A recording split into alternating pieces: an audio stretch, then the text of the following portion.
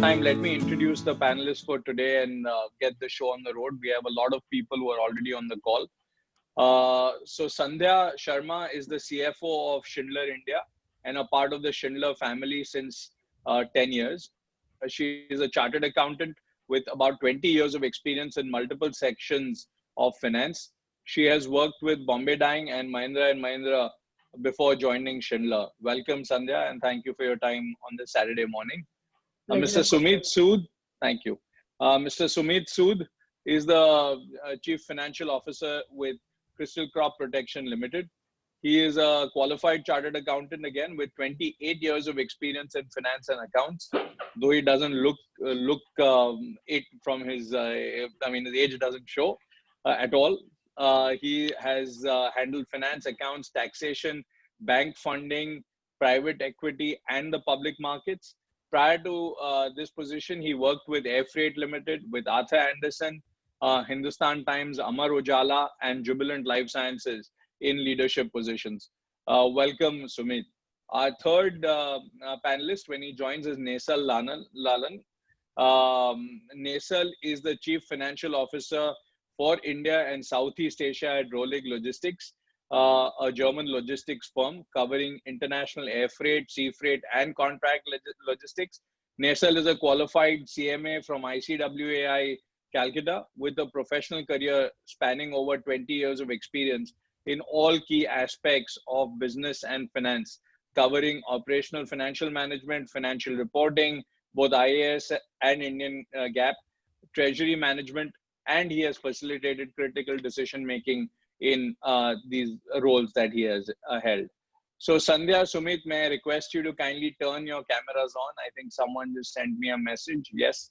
And Sumeet, if you can just sit back slightly so that your entire face is visible. We're recording this for posterity and people are messaging. So thank you. Thank you, Sumeet. Thank you, Sandhya. So my question is for both of you. Sandhya, if you can go first and then Sumeet can go after that. It's a very short and quick question that in your careers, is COVID-19, the pandemic, is it the biggest crisis you've seen, or has there been a bigger crisis that you've dealt with? So Sandhya, over to you. Yeah, I don't think so. I have personally or professionally had a similar crisis faced earlier. On a lighter note, earlier, whatever crisis, smaller or very small, I would say, with respect to COVID-19 would sound very big to us. Really never heard it even from my grandparents also. They lived in a village in Bihar, but I have never heard like this being faced by anyone. So definitely these unprecedented times, none of us must have faced. Also, it has changed a lot of perceptions as well. The way we used to think earlier and the way we think now, a lot of changes in our mindset, in our whole thinking framework, I would say. Sumeet, what about you? So, Kaushal, the way I look at it, Sandhya put it correct that we haven't seen something like this. But to my memory and to the understanding, in 2007, 2008, if you remember, we had this great subprime which started from the US. While it was a financial crisis, it was never a medical emergency. So, in India, you often see floods or droughts, but something of this size we haven't seen. But I would only say from a financial point of view, 2007 and 8, the subprime that we saw where large corporates, including Lehman Brothers, went off, Goldman Sachs had its own trouble, and then it took 10 years to come back. Right. So I think, to my mind, I just saw this as a financial, financial stress to the world. I just hope that this gets over for all of us quickly. I agree. Couldn't agree more. So to all people attending this, please feel free to send your questions in on the Q&A tab. I'll try and take as many questions as we can. I have a lot of questions myself for both of the panelists. I think Nesal is on as a attendee for some reason. We are trying to change that and upgrade him back to the panelist so that we can see him and hear him. But while we sort that out, let's continue. Having established that this is pretty much the most serious crisis that we've seen in our life, both professionally and, as Sandhya said, even personally, let me ask both of you to mention your top 3 challenges during this period. Sandhya? Yeah, for me, one of course has been liquidity. Liquidity everywhere. Because if I talk to my supply chain guys, they want to uh, give money or pay every vendor because they are worried about the continuity of parts coming in. If I talk about the FO people or the field operations, they're very hesitant to take action or kind of stringent measures against the customers. To put it in a very FO language, field operations language, अरे यार customer के पास क्या जाके बोलेंगे after COVID-19? We should have some leeway कि भाई हमने आपको help किया था, अभी आप हमको support करो. This is the common language, and I very much appreciate their anxieties as well. But if I see we are at odds everywhere, if I think from finance point of view, so the collections are lower, payments are high, so collection or the whole cash management and the fund management has become like a hot potato kind of thing. No one wants to handle it. And for us, I would say that has been the biggest concern. Second, I would say really the whole structure management. And I would not say only from the manpower perspective, but each and every spend, I would say, Kaushal, we have never really looked as a finance person, and I'll be very honest, that last time when I really looked at the GLs and analyzed each and every expense along with my team was long back, really. I remember 2011 when I joined Schindler in 2010. 2011, I used to do that. I've really not gone to that level. This is the time which has helped us to really look and challenge each and every spend and really looked at whether it is needed or not needed. Simple thing, hiring a consultant was very easy. Right. You just go ahead and hire a consultant. Last time itna diya tha, this time itna diya. So it was more of incremental budgeting for all of us. So I feel this has been a bigger challenge, and as we were discussing earlier, even the structure in terms of the organizational setup, we would not really think much before hiring earlier. What's the role? Is the person going to be fully occupied? Although we would say the job profile was there, but we used to really not observe it very minutely. So the whole structures cost thing. Third thing which I really feel is the fear of the new normal. It's a cliche. If everyone is talking of the new normal, does anyone think what the new normal is? Probably we have still not assessed the aftermath of it. I feel we are all telling like the elephant story. हम जो part feel कर सकते हैं, we are telling about that as the new normal. So for me, new normal can be a very different perspective. We are yet to cross the roads, and probably a lot of our working or the way we function, both personally and professionally, will change after the new normal. Probably. I think that's a given. Yeah. Mm. So for me, these are the challenges that we face. Of course, from HR perspective, it is a lot about the employee motivation that we need to keep around. Yeah, because everyone is working, I think, so more than the new or more than earlier. And the timeline between the personal and office life or work-life balance has gone for a toss. I have a colleague who has a 6-month-old baby and still is working through the closings at home.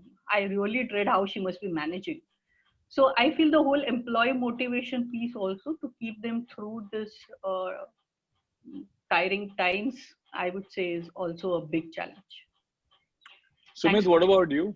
Thank you, Sandhya. Your top 3 challenges. So, Kaushal, if you are a corporate, and I'm talking about Crystal right now, if you have borrowings in foreign currency, so the first impact that we saw was the movement of dollar and euro, because a lot of structures happen when you are borrowing. If you were to see, dollar was at 71.50 at the end of February, and it has moved Correct. up 75.50. So if you look at the dollar appreciation, it's 6%. If you go to euro was at 78.25. It's moved 7 rupees.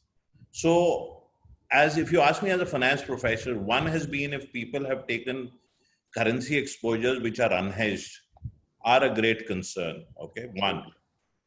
Second is the entire supply chain management. When you are bringing your stuff which you are importing at the port, are the port people working? Is there labor at the port? Are there customs people? Is your CHA working? Do you have transporters to bring it back there at your factory?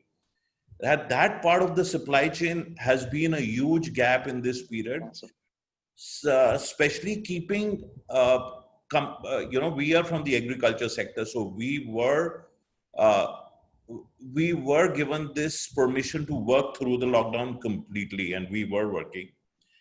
So the supply chain, if the material is available and you're not able to bring it back, and our business being seasonal, and we have to provide the products to the farmer at a particular time, because if there is a require for fertilizer, you have a particular pest which hits him.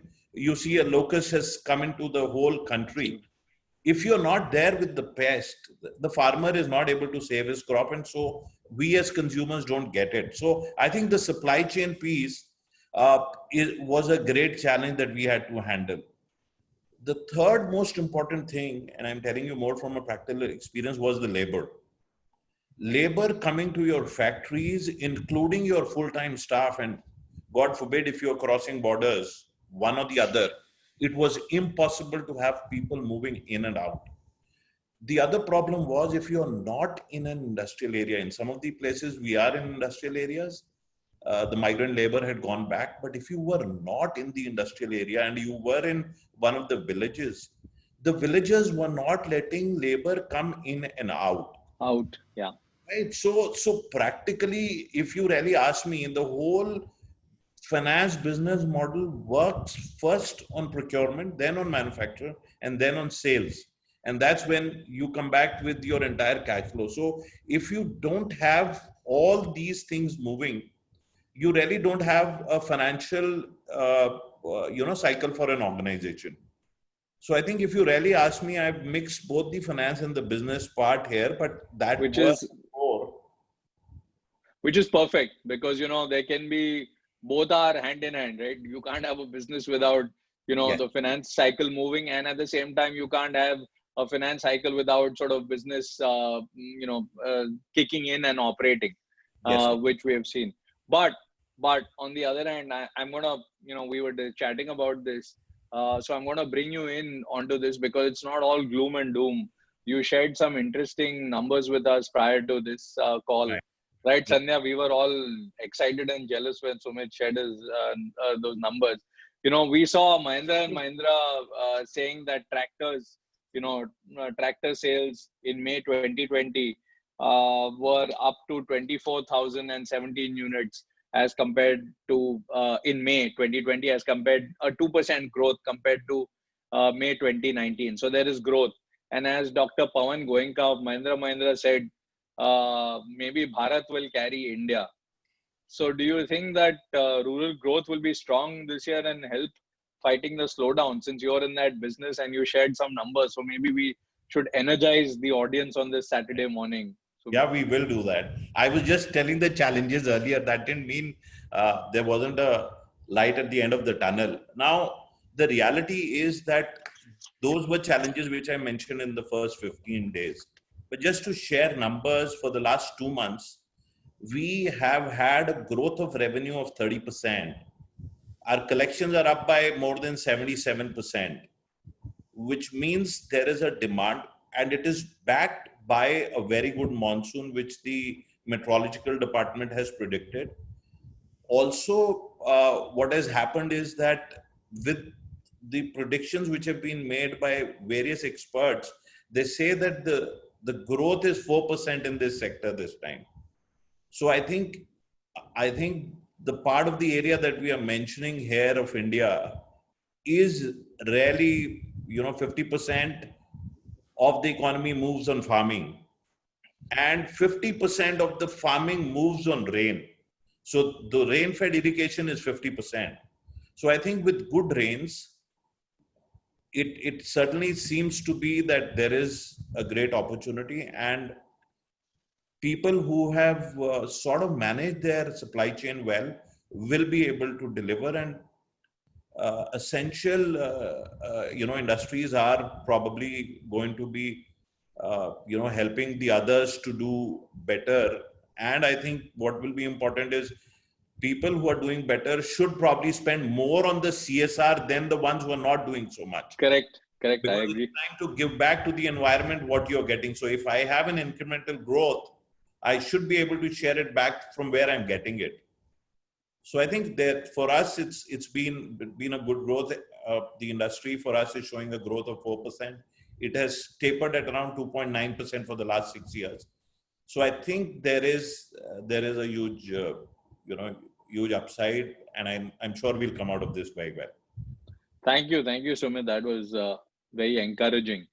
Now, coming to both of you mentioned, about the business cycle, and liquidity is something that Sandhya, particularly you mentioned. Sumit alluded to it. Uh, Cash outflows are certain, but inflows are uncertain in today's environment. What are some of the measures that you have taken to manage liquidity efficiently during this period? I mean, we're getting a lot of questions, and a lot of them are around liquidity management. So, what are some of the tools that you have deployed to ensure liquidity? That's the biggest challenge, apparently. To give you a very basic answer, Kaushal, although we can use a very flowery language, but we have become the Munimjis, old-timing Munimjis.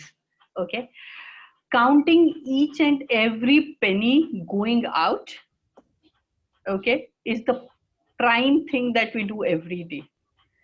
Simultaneously, not to lose sight of the collection. So we have really kind of geared up the collection team, okay, and the sales team, because this is the time when they are not really doing much of selling. We sell elevators, escalators, not much is happening in that area. So from that perspective, we are really driving collections and monitoring each and every penny going out. So currently, that's the kind of mantra. I would say also every penny saved is every penny earned these days. So a strict control on the spends and also strict control on capex. For me, Okay. that is one of the major areas also for monitoring. Yeah, thanks, Kaushal. Thanks, Sumit. So Kaushal, I think Sandhya mentioned largely what we can do on the expense part. What we have done is our leverage was very limited as an organization. So what we've done is we've created a war chest, which clearly means is that we've set aside a large sum of money, which we did when it was happening, for undisrupted business operations by probably borrowing from the banks at a particular percentage and pay a 1% additional cost and keep that war chest ready as an emergency. Cash flows, collections, expense management is there. The second thing from our side, what we are doing is we are helping our customers with finance through the banks, where we are trying to give them a sort of a guarantee, and our receivables get paid immediately, and the customer pays them to the bank at a later stage. So because our sector is something which is not as much impacted, so our cash flows have not been impacted. But on the cost side, what we have done is, one example I'll try to give is that for people who are not coming, and there are locations which are there, and a lot of work from home has become a new normal. for sales location, what we are doing, where it is possible, we are merging them with our depots and factories, so that you don't have a sales office in case this lockdown is going to increase for a longer time. So we are probably, because we are spread all across India, so we are trying to rationalize the space that we have, and with the space are the related entire costs that build in, because one is the Correct. cost of the rent, and then is the entire per seat cost that we work out. So I think what we have tried to do is look at aggressively managing cost, and look at maintaining the liquidity for ourselves and our customers. So these are probably the three things if you ask me to list them down, have been on our priority. So that, I have a related question, about when you mentioned the war chest. So Sumit, I'll come to you first and go to Sandhya after that on this one. Right. Do you think that the current interest rates are attractive to borrow at, or do you expect a further decline?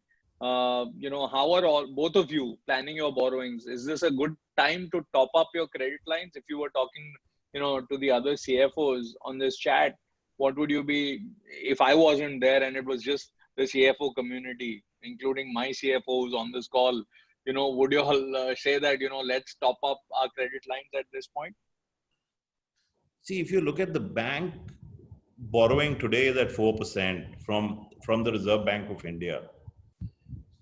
At what price are the banks lending today to the businesses is important.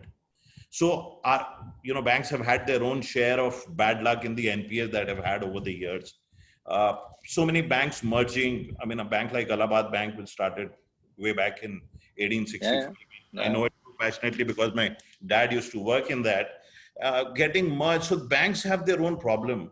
To answer your question directly, I think if the borrowing comes down at 6%, to the ultimate consumer, which is corporate, is very competitive, because with the LIBOR and hedging cost also, you'll be somewhere, around here.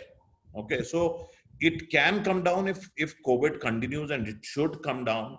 But I think today, if you really ask me, if there is a good business opportunity and people can borrow, and if they see uncertainty and they're willing to pay that additional 1%, they should keep a war chest ready, because if the banks were to freeze the liquidity to the industry as such, we may see some some uncomfort coming in terms of the cash flow.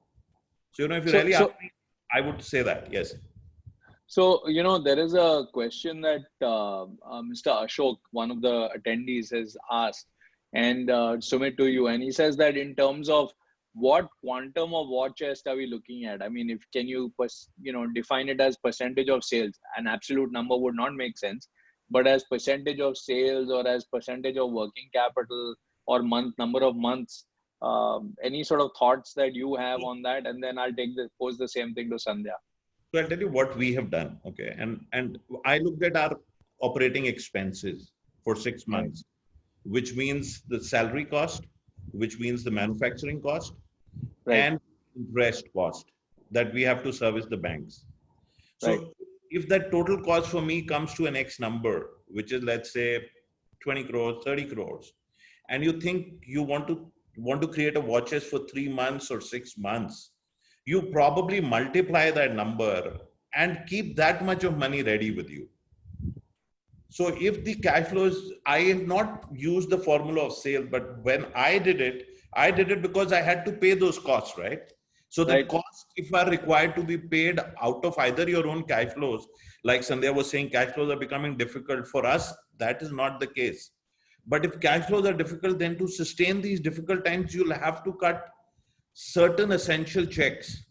For that essential checks, you should have the money with you.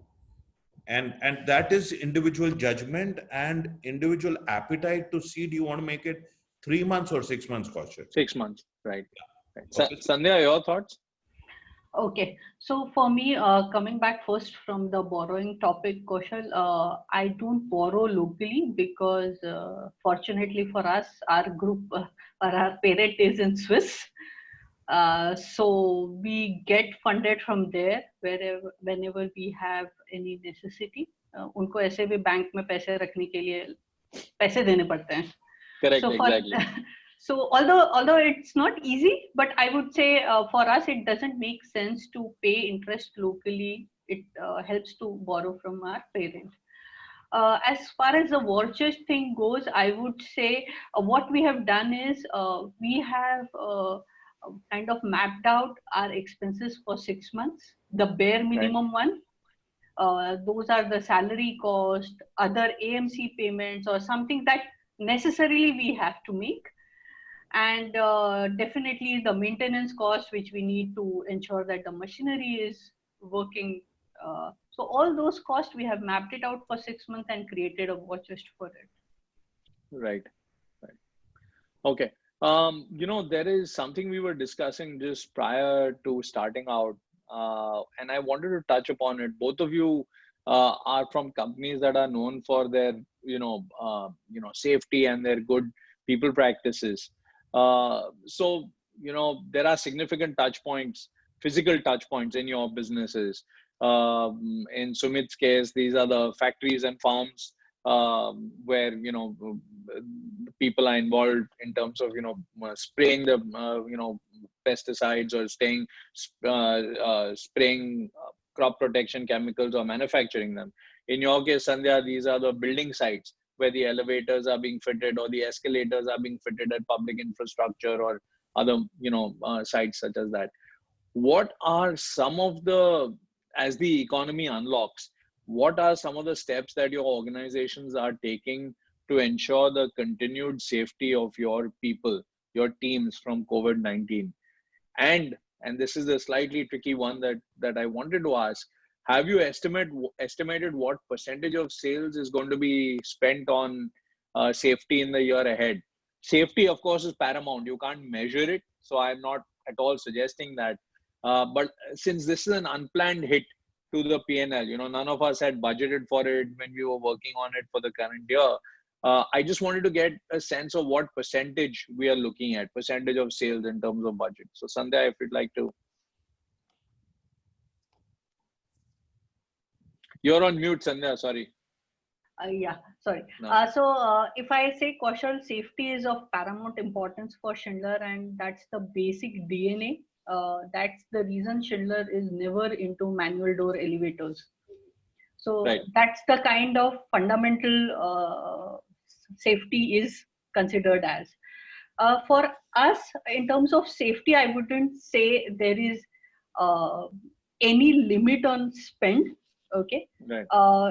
All the PPEs which are necessary, because our people, like Sumeet was mentioning, are going to containment zone, are also going to buildings where people of COVID-19 are being quarantined to service the elevators. So we have guidance from our group safety team as well as experience from our China counterparts.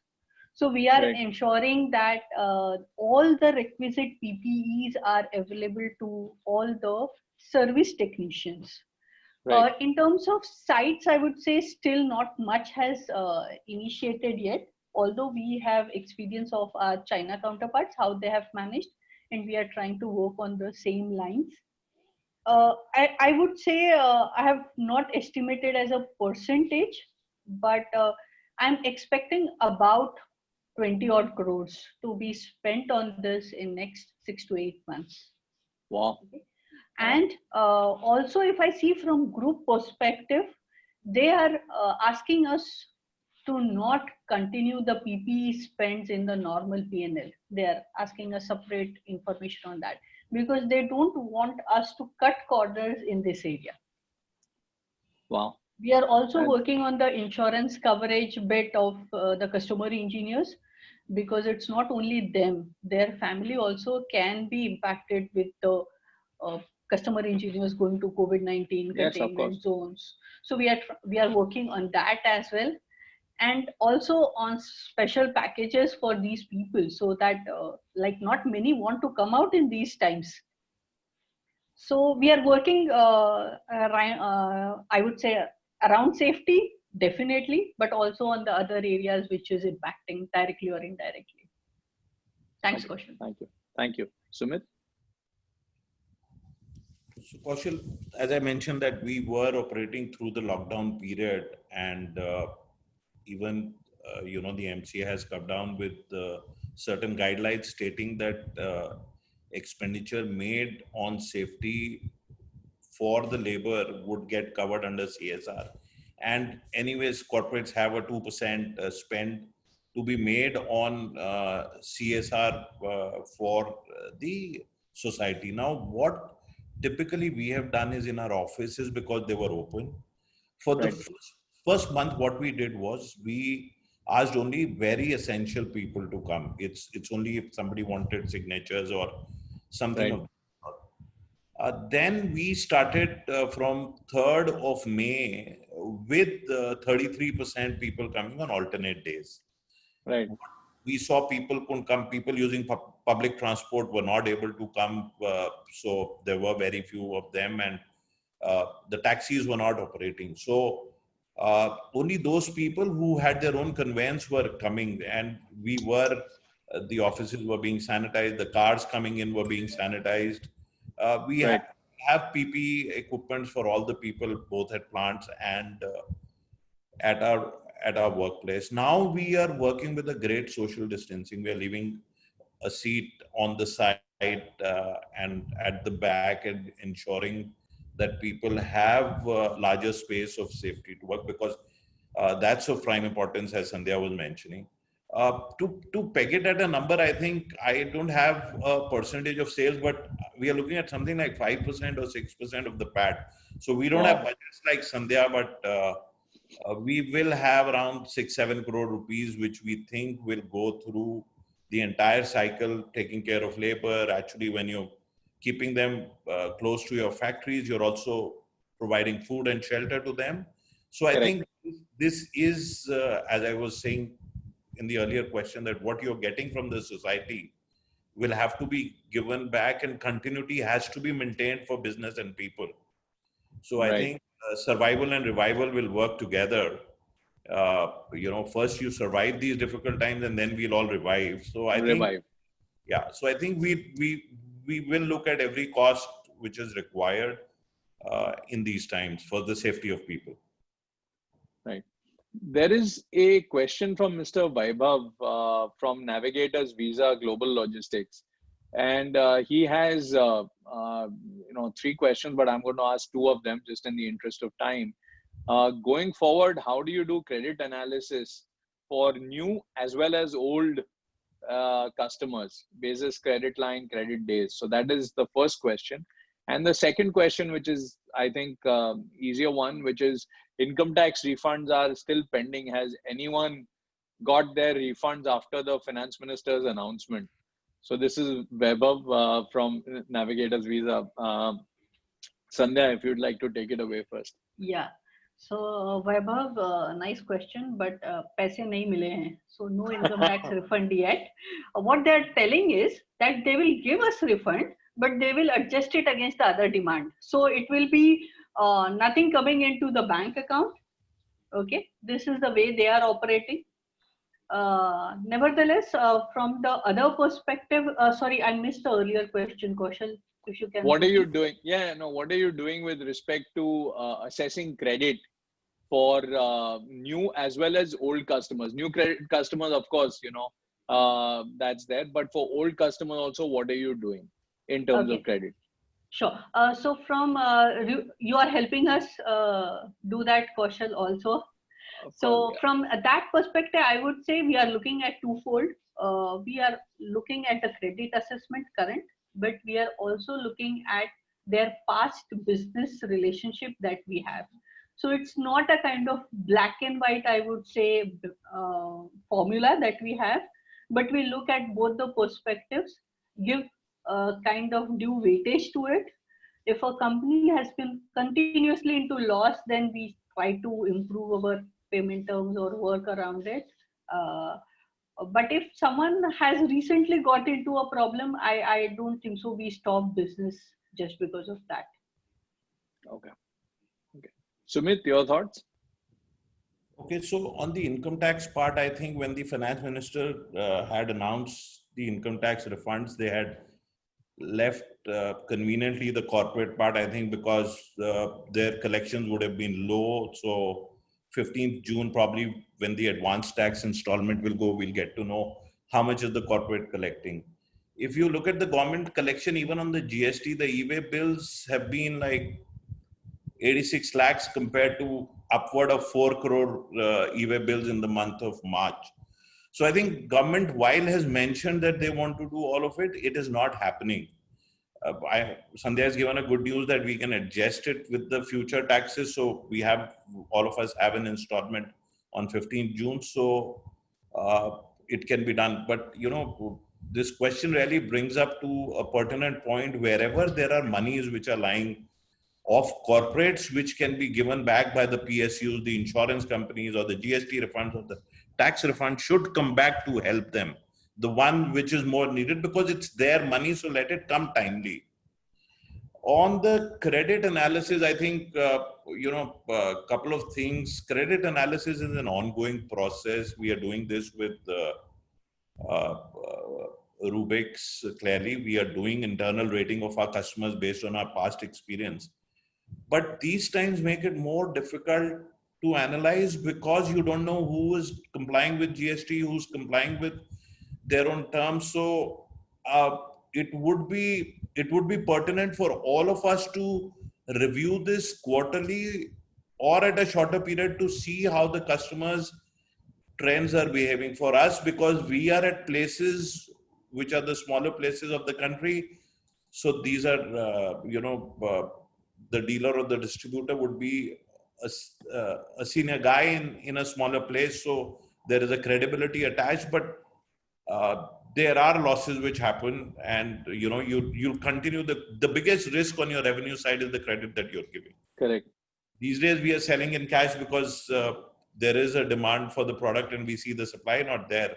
But it's important to see, typically the MSMEs also, where you see them, going bad. So I think it's important to keep analyzing our customers and their financial position and support them during these times. Right. Right. I think It's intent and ability has to be understood, Kaushal. If the intent is good and if the ability is temporarily being disturbed, we should help them out. It's very important. So I was actually looking at a statistic when you said, because you said something very important, and this is a study that we've done. We have not yet released it. We will be releasing this in the next week. But since all of you on this call, I'll share this with you. So we look at quarterly monitoring of a variety of parameters, of companies who are on our portfolio that we are monitoring for our customers, etc. And we looked at about 7,000 companies in Q3 of FY 20 and Q4 for the year ended March, which was the last quarter. So the quarter ended March. So, and we wanted to compare. And it's very interesting that we have in GST payments, we have a deterioration, meaning of ratings of the people who have complied, about nearly 20%. In PF, which is about 1,000 companies, 1,100 companies out of 6,700 companies were supposed to pay PF. There we have seen a deterioration or delay in 20% of the companies. So 19% in GST, 21% in PF, and 12% in external credit ratings. This is for the quarter ended March. And this is even before the crap really hit the fan completely. I think we're going to see a lot more happening. So I think, to me, and this is what I encourage my team to do, is to look at the trend and compare it with internal this. You all have much more access to internal company data, payment experiences, etc. And when you compare it with something like this, because PF, people are defaulting on PF or defaulting or dealing, not defaulting, wrong word, but dealing GST or dealing PF or dealing stuff, then you're dealing with a different kind of cash flow crisis there. So interesting that you mentioned it, and just in line with the study that we are working on currently. Yeah. What cost efficiency, again, a lot of people are asking us about that cost efficiency. I think both of you have touched upon it. What is the going to be the focus on cost efficiency this year in terms of area of focus? CapEx, operating expenses, IT, R&D, or human resources? Where are we going to see the largest amount of cutting happening in order to see us through? Like Sumeet said very beautifully, I think. First survival, then revival. I like that phrase. So I think from your perspective, what are we looking at cutting? In terms of costs, which areas?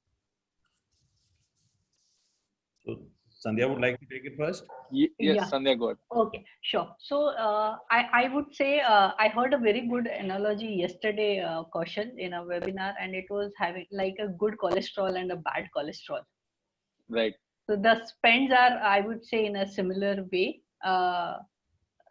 All are there. We have to weed out the bad cholesterol. I would say most of the organizations are doing that, and I was hearing some of the other webinars also. Most of the organizations are going into cost cutting. As we were discussing before this session also, is just analyze that when you are reducing, is it a permanent reduction or is it a tactical reduction during these times? Right. Definitely few can be tactical reductions, but we also have to understand that COVID is not a situation which is going to be everlasting. Okay? Right. It will soon see a revival. Okay, and we should not be spending more to come back to the same situation.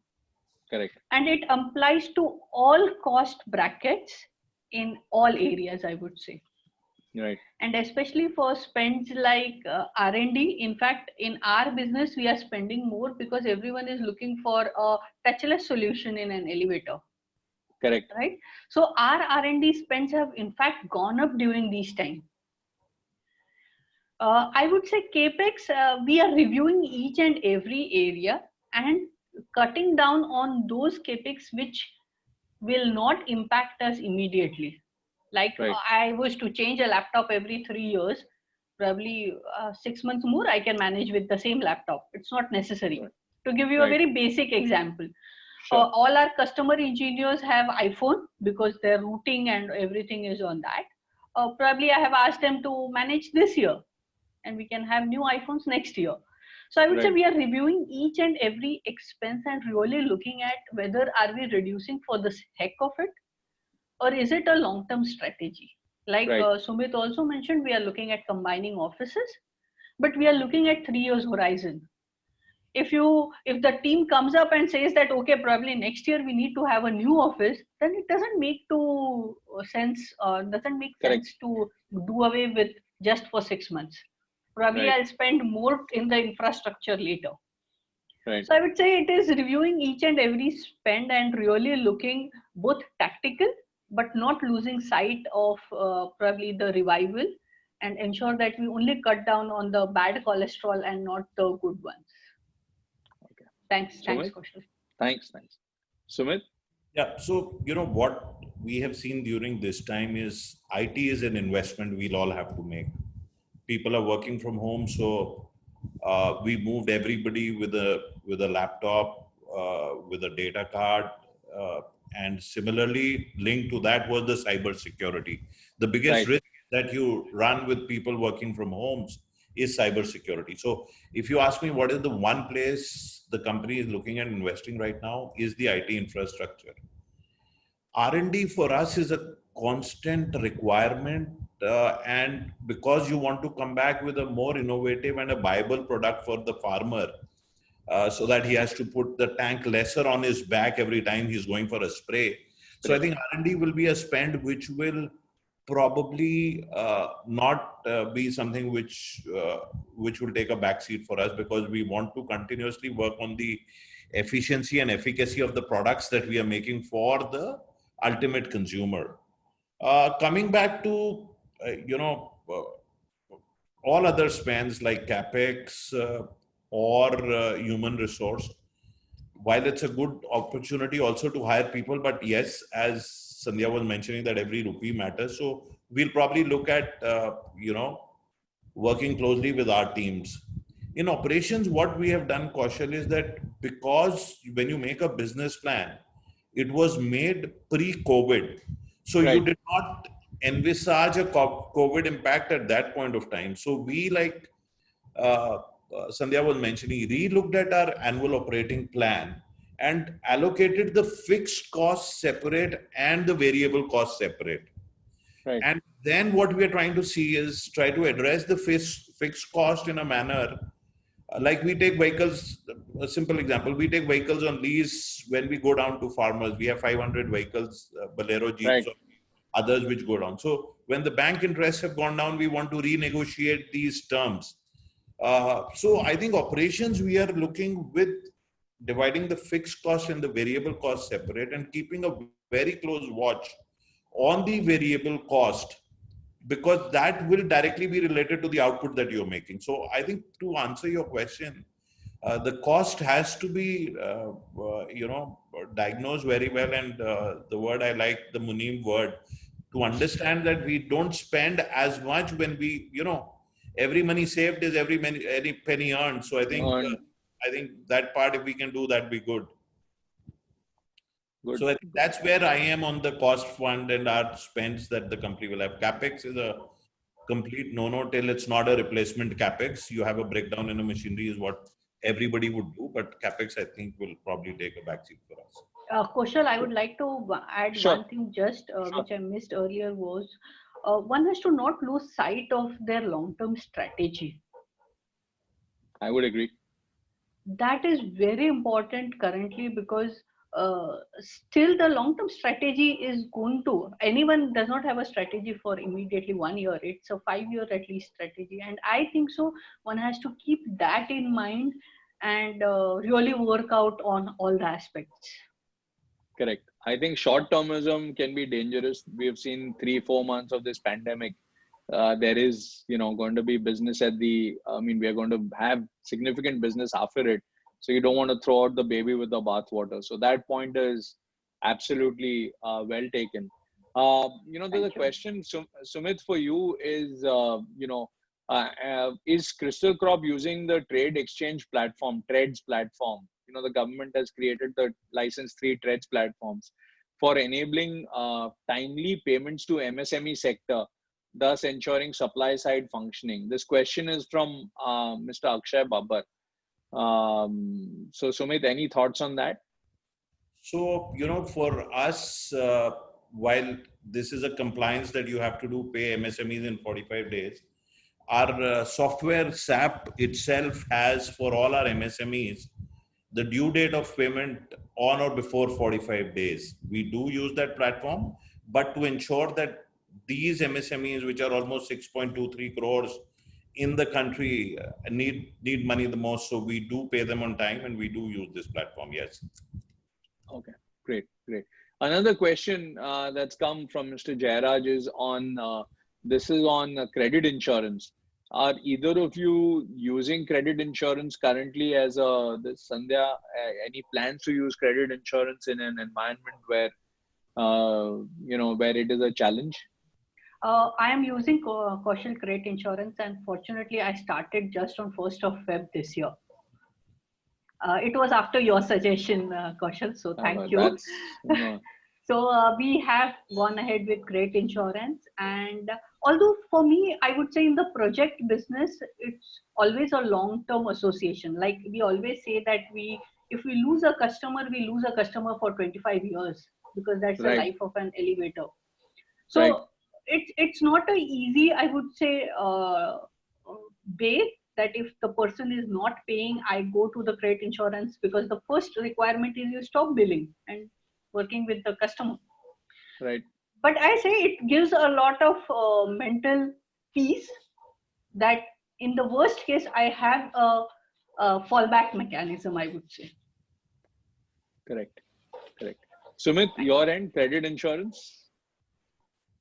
So Kaushal, I think we have not got credit insurance while Sandhya has probably got it. In our case, I'll just give you some figures. We, over the last 10 years, our provisions and write-off have been around uh, 38 crores, right? While I see that this works out to around 3.5 crores every year on a top line of, if I average it out, of 1100 crores. So I think there is a need to have this because, you don't know what surprise comes it when. The problem I have when I'm taking a credit insurance is that our credit cycle is at a higher time. The credit insurance says that your payment term should be 90 days to start off with. Correct. The business that we are in, 90 days to 120 days or to a, a higher period is something which happens very often. So, if you Correct. look at our supply chain and you look at our DSOs, I mean, they are upward of 100 days. So it's like 101 and between 110 days. So when we come to the premium of that insurance, it becomes non-viable when we look at it commercially. While it's not the best thing to say that there is a cost we have to pay for insurance, and we should pay that, but I am not sure during this time, during COVID, will we be able to get this. But as of now, we are not insured on our receivable sides, and I would suggest that, like Sandhya has done it, everybody else should do it if it is viable for them. Right. Right. So, we've talked about a lot of things that CFOs should do and can do during this to cope with this pandemic. I wanted to ask both of you, what is the top thing that they should not do during the pandemic? Something that a CFO should definitely avoid doing, a good CFO during this pandemic. What should she or he avoid? Sandhya, if you want to take that one away. I would say not panic, because that's the fight and flight measure that we have always as a natural mechanism, and it has to be the fight measure and not the flight one. So for me, I would say the top is not panic. Not panic because the sales are not happening, not panic because the collections is not happening, not panic because people are following up for payments, not panic because employees are getting worried whether their jobs will stay or not. So I would say not panic is one of my major mantra. I have done it with, or I have come out with a lot of effort, I would say, caution. The initial days were very horrible. I also was part of that, I would say, the panic situation. And then it was a lot of self-talk that this wouldn't help anyone. This will neither help the organization nor help my colleagues, not be good for me personally as well, because I was very stressed out for initial, I would say, 2 weeks. But later, took a little bit of alternative mechanisms, used meditation and all those things. And I really say that the first 10 or 15 days was horrible because I used to literally go into the panic mode all the time. So I would say one top thing, not panic. I think the one sale that has gone up during this time is definitely blood pressure medication. For most of us who are running organizations, it's just been one thing after the other. But you're right, meditation helps brilliantly, and we've been just. I mean, you have to try and stay on top of it. So not panic is a great piece of advice. Thank you, Sumeet. What about you? So, Kaushal, what I, in this situation, I would probably say what we should not do. I'll probably try to say what we should do in this case is. Sumeet, sorry, I can't see you. If you can move slightly behind. Thank you. Yeah. Perfect. Sorry. So, what we should do is we should start thinking differently and innovatively. Okay. These sort of schemes that have come on during this period for the industry, for various segments of the society are too large. So if somebody can go through all of this and not ignore it and go through the blueprint to understand the benefits that come to you are very high. I'll tell you, I was reviewing this scheme yesterday and saw one matter where they said that you don't have to pay the custom duty and IGST if you bring the material from uh, the port to your office and you comply with what the custom authority says as a bonded warehouse and a manufacturing facility, which in case would probably give you the additional cash flow that you will pay the custom duty and IGST when you are removing the material for sale. So it gives you a 2-month saving in your cash flow. So the only thing I would tell to all my colleagues who are listening to me is to work a lot with the professional colleagues to understand what is coming during this time, because more than us, I think the government needs to ensure that the country is moving and running, and they'll give you everything possible. And we should pursue all that to ensure that we get and salvage this situation in whatever manner. So we as Sandhya mentioned, we should probably be very, very alert and take up every possible opportunity that comes to us during this time, is what I would think. Thanks. We have a lot of questions pouring in, but we are running out of time. So I want to end with one final question, which hopefully will, again, put you guys on the spot this time with a little bit of crystal ball gazing.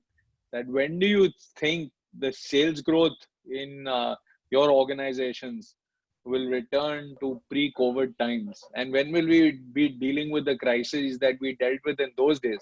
The crisis of sustainable growth and managing growth and funding growth and all of that, as opposed to this. So when do you see growth coming back, Sandhya? I would say we have done a scenario planning to understand this, and we have made a green scenario, that is a V recovery immediately. A yellow scenario that is more on the China model. Okay. And yesterday I was talking to my colleagues from China, and they are seeing a growth over last year same period. Wow. Yeah. Okay. Wow. So that's really some good news. That is great news. Yeah. And red scenario is probably the worst one, where we think that the recovery may be pushed to the later part or towards the quarter, or the year. For us, the year end is the planning year. So I would say towards November, December. Okay. What we are trying to do is work with the field on the operational numbers as per the green scenario, really pushing for that. And I would say from cost perspective, really ensuring that we achieve the red scenario cost. Okay. In terms of natural feeling, I would say I feel that towards the quarter end, we can see a recovery. And why I'm saying so is because the bits and parts which have started in South and in North have shown some positive feedback. So I'm hopeful with really those kind of positive feedback. Thank you. I mean, I think the China part is very encouraging, as is the North and South. I mean, in the West, we are being hit badly. So yes, we still don't know when things are going to normalize here. I know. Sumeet, what about you? See, so, we haven't seen at least a dip for us in these times. God is kind, and I hope God is kind to everyone also going forward. The limited point, I think the indicators will be once we have the COVID down, people start moving out, travel is back. To my mind, I see this as till this, it's not a financial emergency, it's a medical emergency for the world actually. I will not have,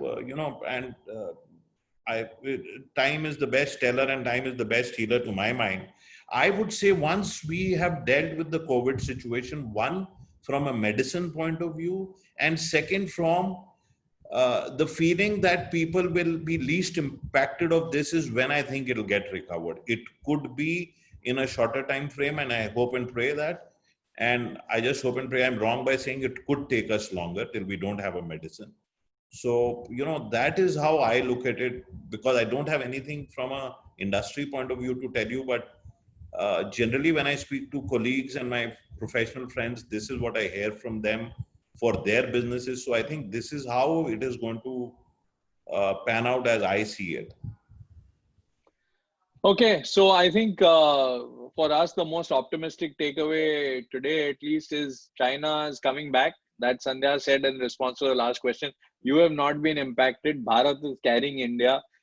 This is not the end of the world. As you very correctly said, it's a medical emergency and something that, when the Spanish flu hit us in 1918, we thought the world was ending. We have all, when the plague hit in the, in the what 1500s, I think it was at that time it was thought that the world would end, but it does not end. We've seen everything this year. We've seen cyclones, we've seen the modern version of the plague, which is COVID. We have seen locusts, we have seen everything possible, but we are all still here, all smiling. Thank you very much, both of you, for your thoughts and time on this Saturday morning. I think it has been a delightful chat, and one which leaves us with a degree of enthusiasm to continue striving to make things happen. So I really appreciate Sandhya, I really appreciate Sumeet. Good luck to both of you. Nesal, we missed you on this chat. I know you've had some network issues. Hopefully we'll have you on in the future. And thank you as always to the audience for the Rubix Knowledge Series. We've got some pretty fun things and interesting talks planned in the next couple of weeks. Again, I will and the team will let you know in the coming week as to when those talks are. So stay tuned, and most importantly, stay safe. Thank you. Thank you, Kaushal. It has been pleasure. Thank you, Sumit. Thank you, Sandhya. Thank you. Bye. Bye. Take Bye. care, all. Bye. Bye. Bye.